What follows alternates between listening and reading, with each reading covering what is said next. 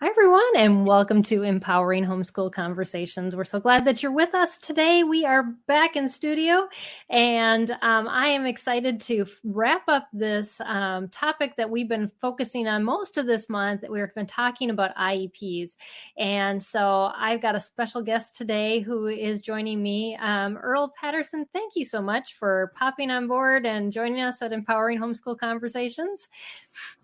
Yes, thank you for having me. I'm delighted to be on the show. Yeah, I'm glad you're here too. So everyone, my name is Peggy Ployer. I'm the founder and CEO of Sped Homeschool, as well as the regular host of this weekly broadcast, Empowering Homeschool Conversations. And we're just here to empower you on your homeschool journey, no matter what that looks like. You could have a student who struggles mildly or one that struggles, rather profoundly, but we want to provide the resources for you so that you can do that well and fulfill your calling as a homeschool parent. So I see we've got some viewers popping online. Thank you for joining us. Just know that you can be part of our conversation. Just put your comments, your questions down in the feed, and we would be happy to include those within our discussion. My guest has a very short time window, so we're going to try to pop into this conversation pretty quick, and then I'll make sure that I stay on afterwards and answer questions too if you have any afterwards as we wrap up this topic of IEPs this month.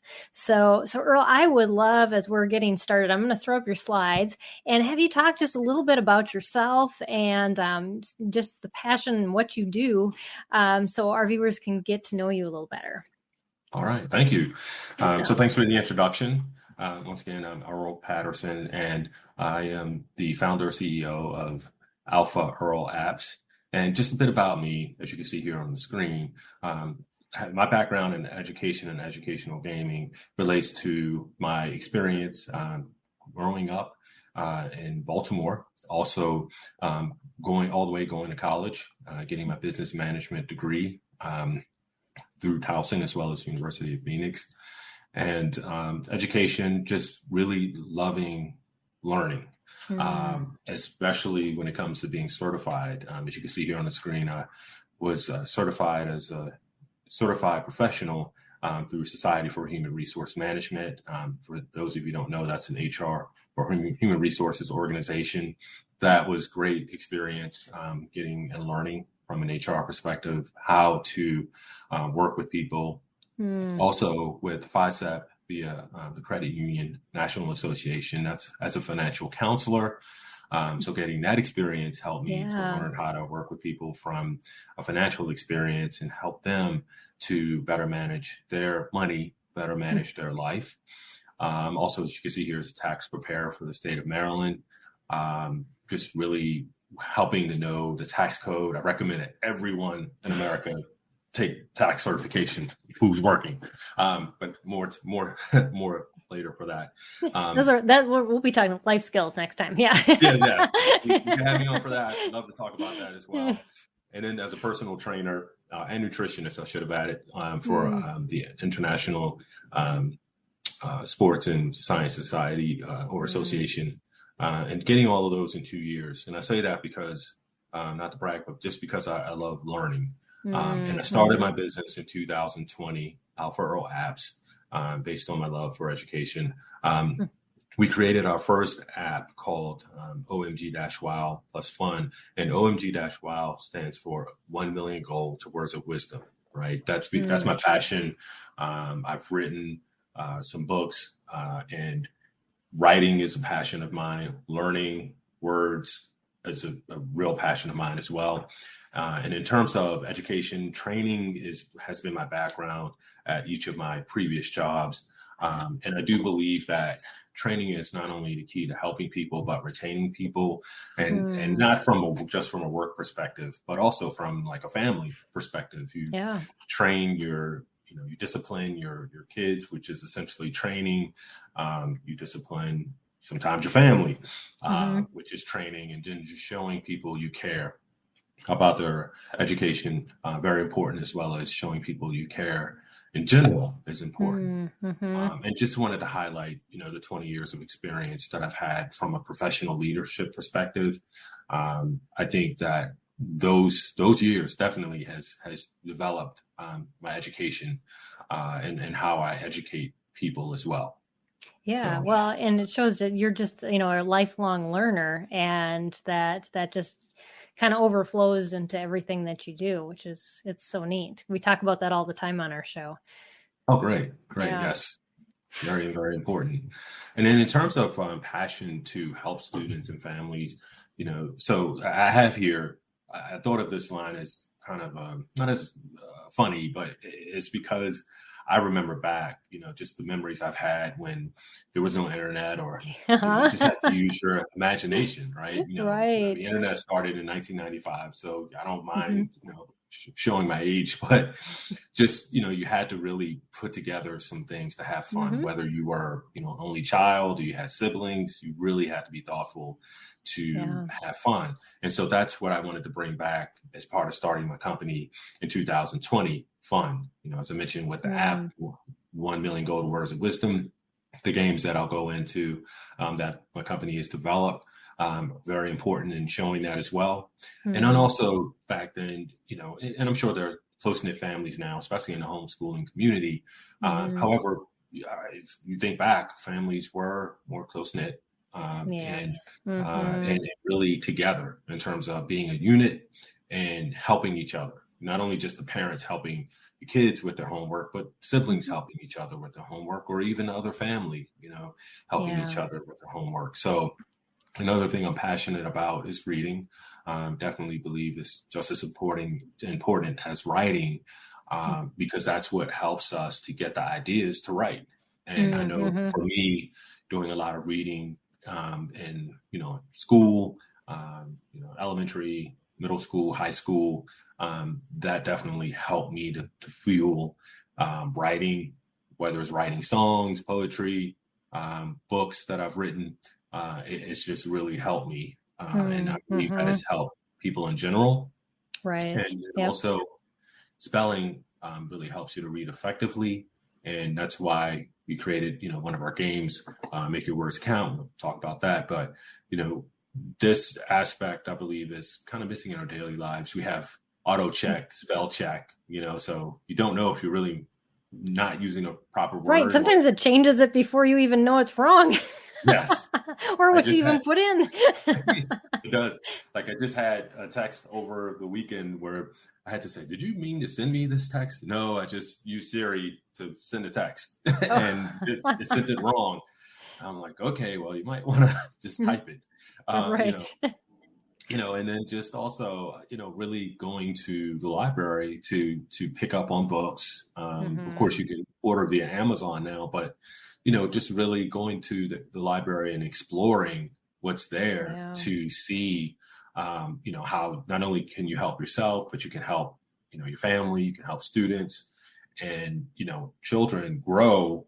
And just by taking them there, or you getting books and you taking them home and Hmm. sharing them as well. So Right. that's where my Yeah. passion drives from. Yeah. Yeah.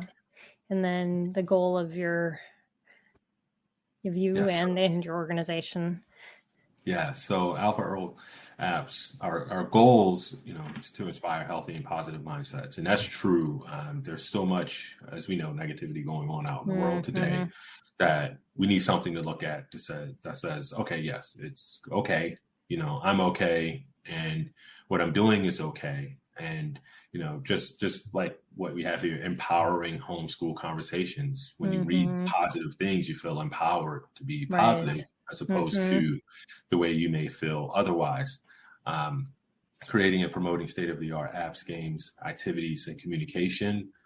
Just really not only creating the games, but getting out there in the community, Yeah. and making sure that the games are understood. Because the one thing I Hmm. don't do is create games and just throw them out there and say, okay, you figure it out, or read the rules and you figure it out. I love it when people ask me questions about the games, and Mm. how they are beneficial to them, and they get a greater sense of how the game is played and how the game works, and then they feel more empowered to play the Right. game Yeah, and that's share a with great others as point. well. Yeah, it's Yeah. great. Games create community, and a good game should create community instead of just isolating you.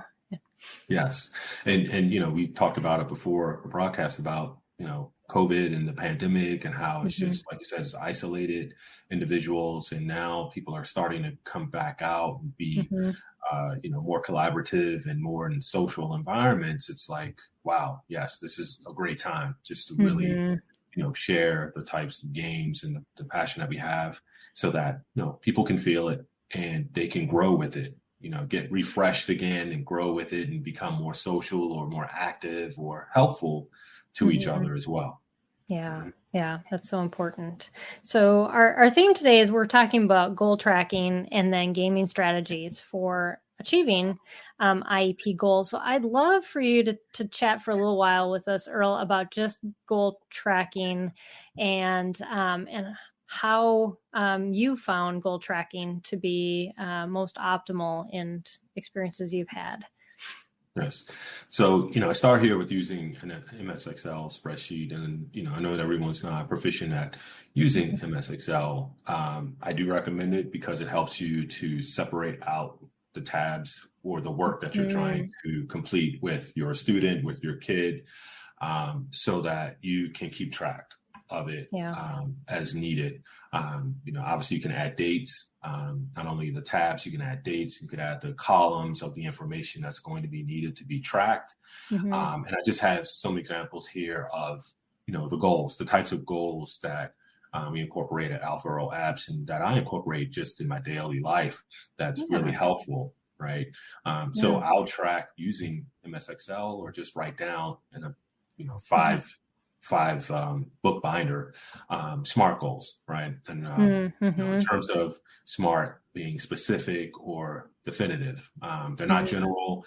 They're because we could write down a whole lot of things that we want to accomplish, but when it Yeah, comes to trying to figure out how we're going to achieve specific that's goals, true. we, Mm-hmm. we need to define what they are, and especially as they relate to helping our children track their progress. We definitely want them to be Mm-hmm. specific and also measurable, and measurable Right. meaning that we can go back, we can say, okay, from today, August 30th, we Mm-hmm. started here with this particular goal. Now we're moving forward and we're at, January 1st of 2023. Mm-hmm. Where did we start and where are we currently and how far do we need to go? Yeah. And then achievable, likely to meet. I'm a firm Mm-hmm. believer in working according to a person's strength, as opposed to their Mm-hmm. weakness, because that builds confidence. It helps them Right. to It believe does. like they can achieve the goal, and, Mm-hmm. and it's more likely they're going to meet the goal. And Mm. so then you could build from the achievable goal and track progress and say, okay, well, you've achieved this one. Let's start another goal within this SMART goal that we've defined. Right. And then realistic, ensure meeting the goal, meaning that, Mm. okay, you're communicating with each other, whether it's, with your parent, with your child or your student, Mm-hmm. teacher with the student, and saying, okay, well, I do want to make sure that you believe you can achieve this goal. So how realistic do you Yes. think it is Oh, that to achieve this encouragement. goal? Yeah, Mm-hmm. definitely Yeah. encouragement is very important because it gets the buy-in, Exactly. and Mm-hmm. also it helps you to feel like you're actually making a positive impact on the Mm-hmm. child's life Yeah. or the goal that you're trying to achieve. And then also making it time sensitive, Yeah.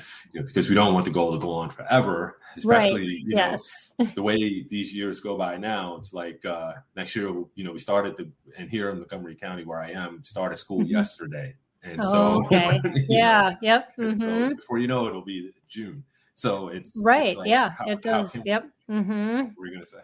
It goes by so fast. Yes, goes by Yeah. so fast. So just making it to where it's like, okay, it's achievable, it's realistic. Okay, now we need to achieve it in this time frame because we do want Mm-hmm. to move on to the next set of goals to help track progress as well. Yes. Yep. Okay. Mm-hmm. And then with the hard goals, I found this one out more Hmm. recently in terms of hard being an acronym for heartfelt, animated, required, and difficult. Hmm. So heartfelt is going to be connecting the goal to a sense of accomplishment. So, Okay. it's saying, okay, I do want to accomplish this goal. Don't know how I'm going to accomplish this goal, but I do believe in my heart that I can do it. And with the proper support, I can definitely do it.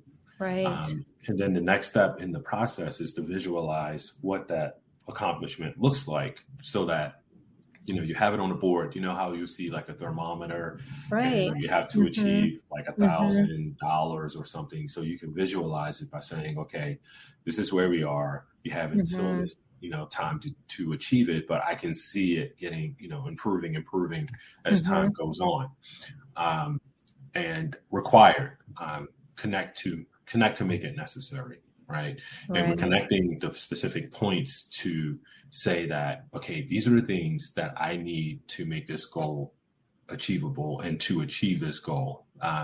So we're taking out the fluff, some of the things that aren't necessary, but we're saying, if I have these focus points as requirements, it's going to help make sure I achieve this goal.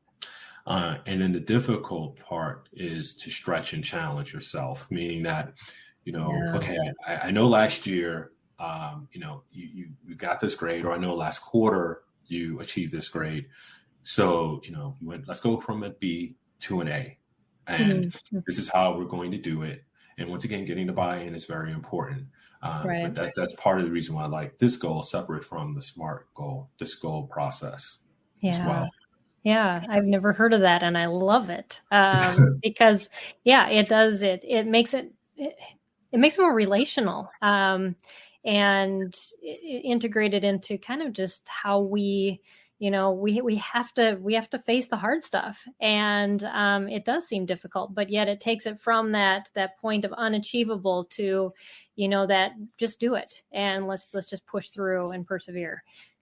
And sometimes life just takes that. It does, and that's why, I think it's the next step. Someone achieves their SMART goal, you might give them another SMART goal, but then you may say, all right, let's do a hard goal, just to kind of track where they are. Another goal that I have here is values-based goal, just aligning the goals with what's important in your life. To me, that is favorable for a lot of people, because you get to see, as the parent or as the teacher, what is valuable to the child or the student. So it allows them to get greater buy-in, because they're telling you, well, I value achieving A's, or I value graduating from high school, or going to the next level. So now you're able to get that commitment, the feedback, and it may seem a little bit more complex, but it definitely helps the student make that necessary connection based on something that they feel within themselves on a daily basis as well. Right. And as we move into adulthood and we move our kids into adulthood, those are the types of goals we place for our lives. I mean, we don't want them to just make New Year's resolutions. We want them to make value-based goals, because those are more achievable when we know how, like it says, we're aligning. And that just it's a lifetime of getting aligned. we're out of alignment in a lot of places. So yes, that's a huge step into just training our kids and how to be an adult. Yes, and definitely. Yeah. Definitely. And then the last one I have here in terms of tracking goals is a one-word goal, just to help simplify the tracking of goals, and just really associating the word with what is being tracked. And so it could be simple, it could be new, it could be challenging, and then just attaching the goal to it as well. And it makes it better tracking, in terms of compared to the other goals. Right. Yeah. A lot of times people will pick that, what's your word for the year, type of thing. And that's kind of what I'm imagining. But just to put it on a wall or have it up somewhere, so that you're always drawn back to that. One viewer says, logging in late, wonderful to be on. Welcome, Fonda. Glad to have you here. Nice. So we're going to move on to goal tracking. And what else do you have to tell us about that? Sure. So in terms of continuing on with the goal tracking process, now that we've talked about the specific types of goals, just just basic steps. Once the goals are established, steps or objectives are taken to meet those goals. And just making sure those goals are agreed upon by everyone, because it could just be more than just that, parent, student, Right. or Exactly. parent, child, student, teacher relationship. It could be a group of people working together, especially when it comes to, individualized education plans.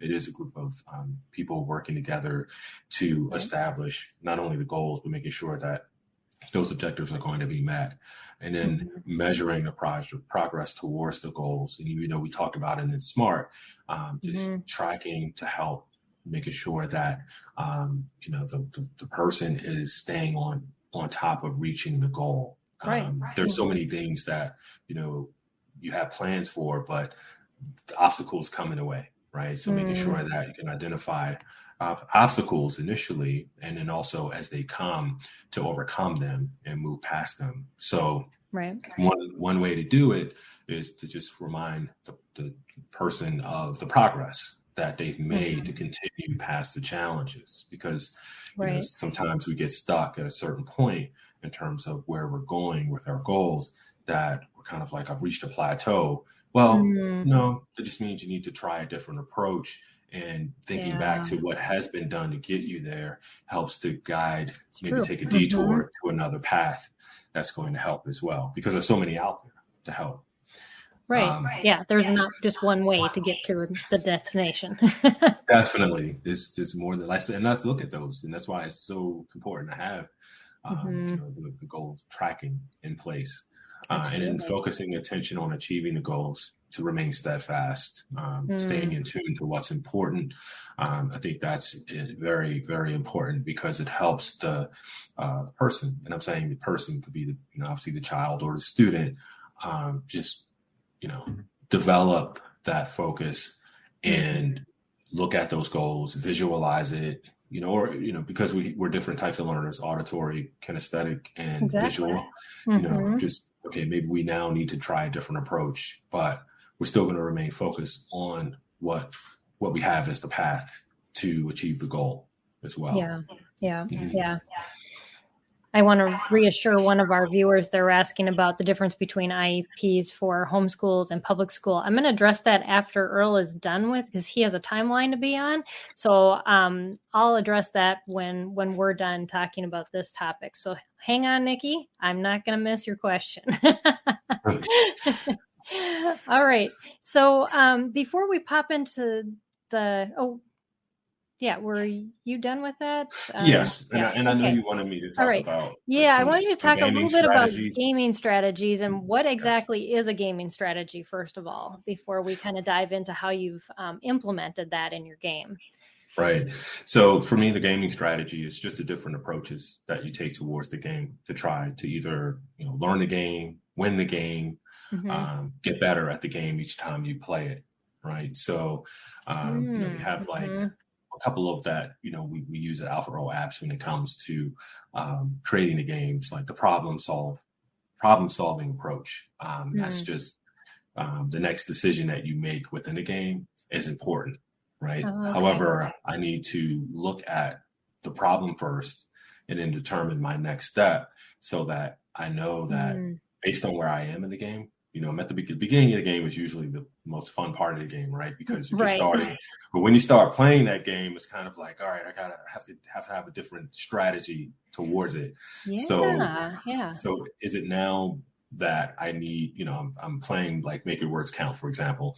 I'm playing it, I'm 20 points behind. So now I know within this game, if I use all of my cards, I get 20 points. So now I have to go back and use more of my extensive vocabulary to think about the words that will get me to 20 points, so that I can solve this issue of being behind 20 points if I can.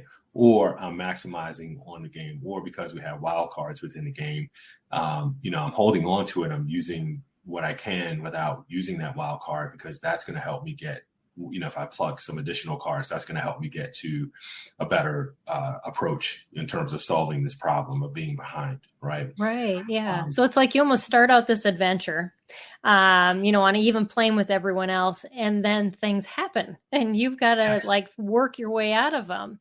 And so that's a great analogy to because then you find yourself in this place and you have to strategize your way out of it, instead of somebody being able to say, well, here's your goal and here's the steps to get there. Now just follow all these steps. And we get bored when we're just told, oh, just follow the steps and you'll get to where you're supposed to go. I'll be a little robot and do that. We want to be involved in that process, and our brain, just the whole integration of that type of scenario changes how we learn. So that's so amazing. So talk to us a little bit about your game and how you have how you've built that in as far as strategy. Sure. So with the OMG-Wild game, the plus fun, 1 million golden words of wisdom, it's on the App Store, and it's an app. It's like an unscrambled word game. So you have famous quotes by famous authors, and the words are at the bottom, and you're attempting to unscramble the words by swiping the word. So it could be vertical or horizontal, either vertical or horizontal, not any fancy diagonal or backwards, right? Just want to keep it simple. And so, and it doesn't matter in which order you're completing or figuring out the word, as long as it fits within that puzzle, because you're reading the puzzle and you're looking at the words at the bottom, and you're saying, and all of the blocks at the bottom are going to be used eventually. So it just helps someone to not have to think, oh, I have to do this in order. You could just do it as you figure out the words. Right. And you're going to see a positive quote at the end of it that's going to make you feel like, you know what, it was great figuring out these words. And then also you could read a little bit about the author of the famous quote as well. Yeah. I told Earl when I first saw his game, I said, I need this for memorizing scripture, because I've tried every app out there, but they make me do it in order. And I like it that you don't have to, because my brain gets scrambled rather easily. So that's nice. And then you end up with the end product. You do. And then you could go on to the next, and it has like 106 levels. So you can go on to the next level. And then with the Make Your Words Count game, it's a card playing game. And so you can see here how to play it. Just go through it briefly. You choose, because it's a card playing game, everyone gets 5 to 7 cards dealt to them by a selected dealer. And you're essentially using the letters in your hand to make a word. And also you'll see the community vowels, right? Because it's sort of like Scrabble with cards, essentially. But they're community vowels. Because unlike Scrabble, you won't get stuck trying to make a word, because you'll be able to use A-E-I-O-U as one of the community vowels laid out on the board. And you also have 3 wild cards to help you out. So you're always going to be able to make a word. And this game is for youth, adults, and seniors. And I say that because I've seen them play it, and they absolutely love it. And what I have here is just the top part of the scorecard that we use, because we were talking about tracking goals. And, you're trying to get to the 12th round, having the highest score or being the first person to 100 points, if you want to go that route, to win the game. So it gives you the how to play, which is, the gaming strategy, and then also the object of the game, in addition to the contents of the game and how you make points as well. Yeah. And I think something you pointed out that is really important, because the difference between this game and Scrabble is that you make it achievable by having those community vowels. Because sometimes we get stuck in a place when in gaming type strategies, and we feel like, what's the point? I can't do anything, so I'm just going to give up. And that's not what we want for our students. We want them to at least have enough things in place that there's a possibility for them to be able to move on. And just a great thing to have. So talk a little bit about your game before you go, and how people can find you. So as you can see here, the top game is Make Your Words Count. Just a little brief display with make and words, and you can see AE, IOU, the community vowels, and there are 3 wild cards, and you can see how it's played there. Essentially, the first player at the top to snag the A and the E from the board and use to make, and so they're getting 8 points. And those cards, the A and the E, will go back in the middle for player 2 to use if needed. And as you can see there, player 2 doesn't need to use it because they're able to use their wild card and make words and achieve 8 points there as well. So, that as Peggy mentioned, it makes it achievable, makes it fun, and actually it makes it go by so fast. And thank you for putting the Kickstarter link up. We are in the process of doing the Kickstarter. Also, you see there, Alpha Earl Apps. .com, and I should have had that on there as well, is the website where also the game, more information about the game. My phone number is there. Awesome. Please feel free to give me a call. You can say I was on the Empowering Homeschool Conversations call, and I just want to learn more about it. I would love to talk to you about it. Definitely. As you can see, I do love to talk. And so that's not even an issue.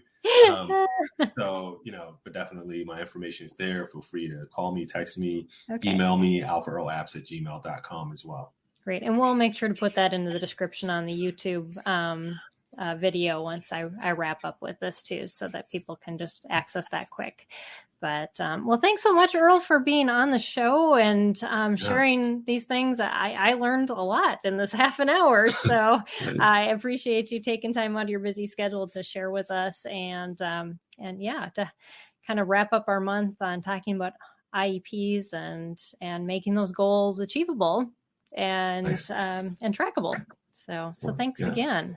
Well, thank you for having me, and hope everyone has a great day.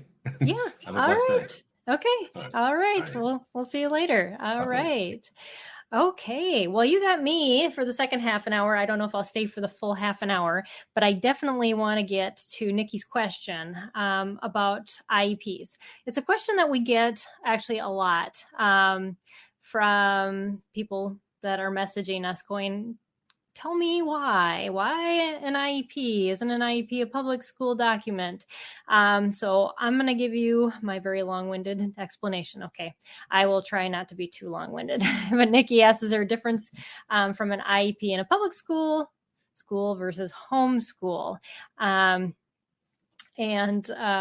so, yes. Oh, that's wonderful. Fonda said that Earl was in her backyard. Not literally, but in the same county. So awesome. That's a small world. So what about IEPs? So when I've been kind of like the forerunner in this debate in the homeschooling community, so I guess I'm the best person to answer this question. Years ago, I did research. There was a woman who wrote her doctoral dissertation on why homeschoolers were disadvantaged because they didn't have an IEP. And so I wrote a series of rebuttals through the Texas Homeschool Coalition based on the actual law in the federal law that mandates IEPs. And within that law of the Individuals with Disability in Education Act, it states that a parent is part of the IEP team. Yes, an IEP was specifically made to keep a school accountable for the individualized education that a child needs and to hold that school accountable. That does not mean that you can't create a document that's called an IEP for your homeschool that is very similar to what's used in the school to keep you accountable. I would suggest not doing it with your public school to keep your homeschool items accountable, but you as a parent are part of that IEP team. And so you can write an IEP document with your child's therapists, other people that work with you, their tutors, and create this comprehensive plan and also document what you are doing each year to help your child achieve their goals throughout your schooling year. It's a great document because what we found and what this original person who wrote her dissertation on the disadvantage of homeschooling without an IEP is that IEPs have moved beyond the public school setting. They are now documents that are requested by doctors' offices, by the Social Security Administration in some places. And without that document, you are disadvantaged because it is the only document that some places will receive as the proper document to document your child's need for services. So, yes, homeschoolers were disadvantaged by not writing them, but it doesn't mean they're disadvantaged because they're homeschooled. It just means that you need to fill in the gaps with this document to record the history of what your child needs for accommodations, modifications, how progress is happening in your homeschool. There are some states that require you to show progress, especially if your child has fallen below a certain level on their yearly exams that are mandated within the state. There's not very many of those states, but there are some. So this again is one of those documents that can help to show that progress has been made, and to keep track of that as a history of your child learning and what you did to help them achieve those goals and the measurements that you took to show the progress.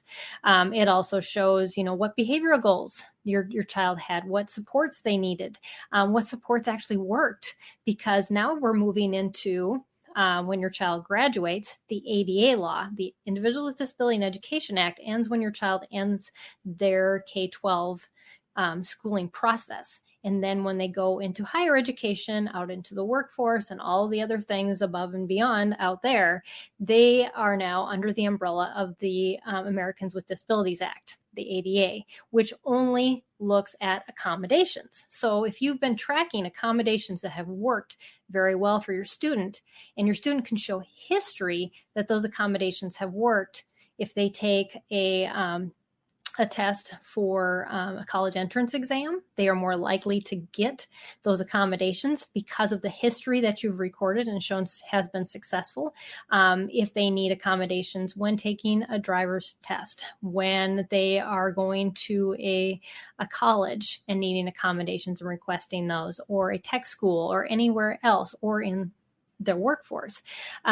So yes, there is a difference between the public school IEP, because the public school team is in charge of the creation and the usage, how they follow that IEP within the school. Within your homeschool, you are in charge. You're actually not only the teacher, you are the principal and the behavioral specialist and everything else all tied in one. And more than likely, you have other people on your team. I know when we created the IEP template on our website, we made a lot of signature spaces on there. And that was per the request of one of my team members who uses this document every year. And she has her OT sign it. She signs it because they're all working on the same goals for her daughter. And so why not say, yes, we're going to do this together. And now that her daughter's gotten older, she makes her daughter sign it too, which we want our kids to be accountable for their own educational success as well when they can be. So I hope that answers your question. And again, if you go to our website and under resources, you'll find a link to the IEP template and guide, and that'll walk you through that process. So the template you can download, and the guide walks you step by step. Each section has different helps for filling out each section of the IEP. So some will take you to goal banks. What Earl was talking about today is, how do you write a goal? Well, he gave us some ideas for writing goals I've never even heard of. So that can be extremely helpful in writing your goals. We've also got pre-written goals if you want to dig through that to see if there's anything in there like, yeah, that looks like something that is achievable, measurable, and something that my student is ready for to move to the next level. So setting those goals, we suggest on 3 on average you're going to have to probably pull from a lot of different resources to reach that goal for your student. Just know that there isn't going to be a curriculum that you can say, oh, I picked these 3 goals. Now this curriculum will help me fulfill all those. That's usually not the case. More than likely, you're going to have to scour and pull a bunch of resources together to get from where your student is now to that end goal. And it may be some gameplay. It may be some field trips. It may be lots of hands-on activities and a little bit of curriculum, all mixed together to get them to that point. Our students are unique. They take unique approaches. And that's why we have all these resources on our YouTube channel so that you will know where to find it, some ideas on how to be creative about it. So hopefully that will help a lot too. So anyways, I think that's a wrap for us today. I don't see any more questions. So I'm going to sign off a little bit early, but know that now we've wrapped up our IEP month. There is one more blog coming out tomorrow. So our website, we've had new blogs on IEPs as well. So check those out. If you go to spadhomeschool.com, again, resources, and you'll see all of those various resources, or go back and listen to some of our previous broadcasts and talking about achieving IEP goals. And so we've got blogs, though, on different testing and measurements and things like that, too. So one of our team members has a lot of background in that area, and she wrote some incredibly good new blogs for this month. So next month, we're diving into preschool, though. How exciting is that? We know that since the pandemic, a lot of families have chosen to homeschool way younger students than was the case previous to COVID. So we want to fill in that gap that we don't have resources for.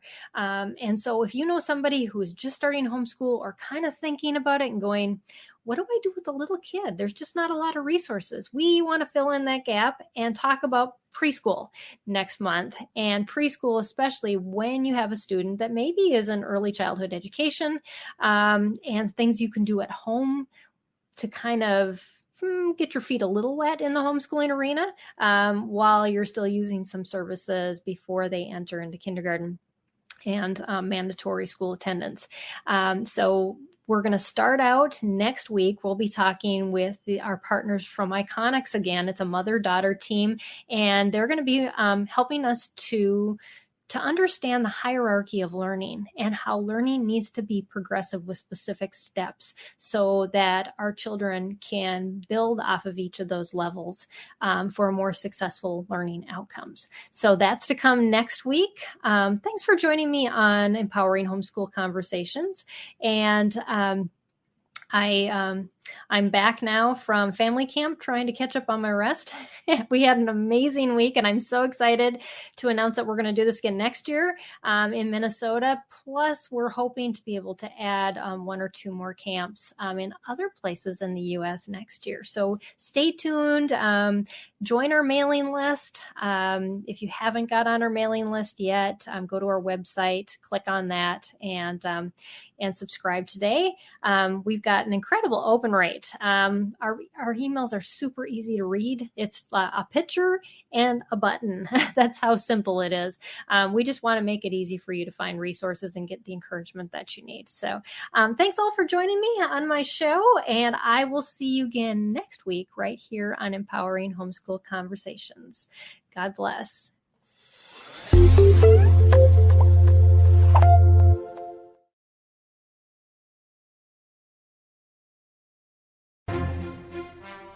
Once in a generation, a podcast comes along with the power and eloquence to inspire us all. This show will entertain you while you wait for that one. Join 2 best friends, author and former history teacher John Driver and comedian Johnny W. for hilarious and authentic conversations about life, history, culture, faith, and everything in between. You can listen to Talk About That wherever you find your podcasts or at lifeaudio.com.